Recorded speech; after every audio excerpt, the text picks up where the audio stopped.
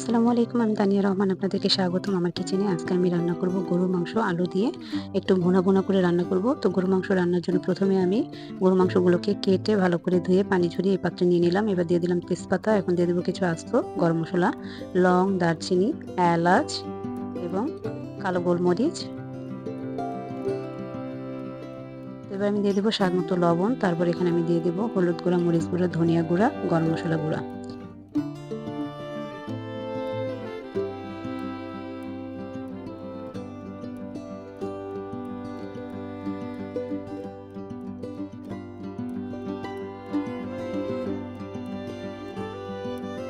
এবার দিয়ে দেবো আমি কিছু কাঁচামরিচ, দিয়ে দেবো পেঁয়াজ কুচি, তারপর এখানে দিয়ে দেবো আমি পেঁয়াজ বেরেস্তা।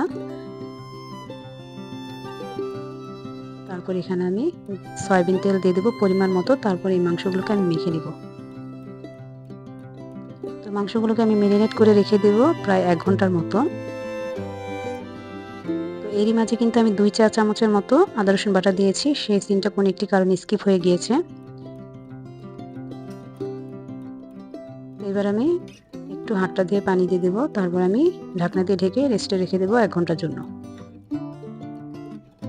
তো চলে আসলাম 1 ঘন্টা পর চুলায়। তো আমি পাত্রটি চুলায় বসিয়ে দিলাম। এবার আমি মিডিয়াম আঁচে চুলাটা রেখে তারপর আমি মাংসটাকে কষিয়ে নেব।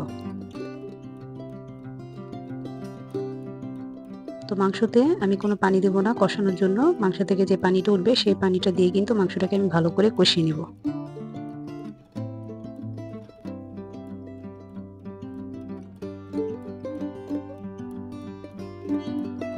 তো ঢাকনা দিয়ে ঢেকে কিন্তু আমি মাংসটাকে কষিয়ে নিচ্ছি। আর কিছুক্ষণ পর পর ঢাকনাটা উঠিয়ে আমি নেড়ে চেড়ে নিচ্ছি। তো মাংসটা ভালো করে কষিয়ে নিয়েছি। এবার আমি দিয়ে দেবো আলু দিয়ে আমি মাংসটাকে আরও কিছুক্ষণ কষিয়ে নিব। কষিয়ে নেওয়ার পরে তারপরে এখানে আমি দিয়ে দেবো গরম পানি।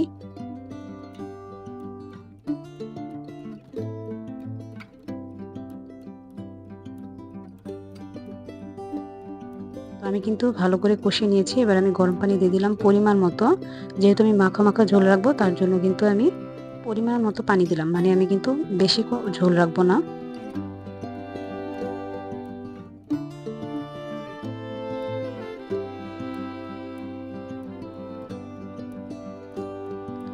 যখন ঝোলটা একটু শুকিয়ে এসেছে ওই পর্যায়ে আমি দিয়ে দিলাম গরম মশলা গুঁড়া এবং ভাজা জিরার গুঁড়া।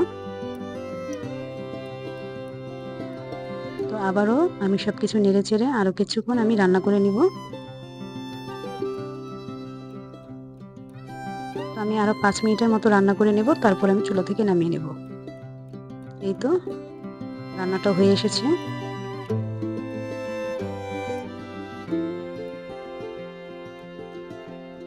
আমার রান্নাটা কিন্তু কমপ্লিট। আমি চুলাটা অফ করে দিয়েছি, দেখতে পাচ্ছেন। তো মাখো মাখো ঝোল রেখে কিন্তু আমি চুলা থেকে নামিয়ে নিচ্ছি। তো এই তো আমি এখন পরিবেশন করে নেব। এই তো পরিবেশন করে নিয়েছি, দেখতে পাচ্ছেন কতটা লোভনীয় হয়েছে। সবাই ভালো থাকবেন। আল্লাহ হাফেজ।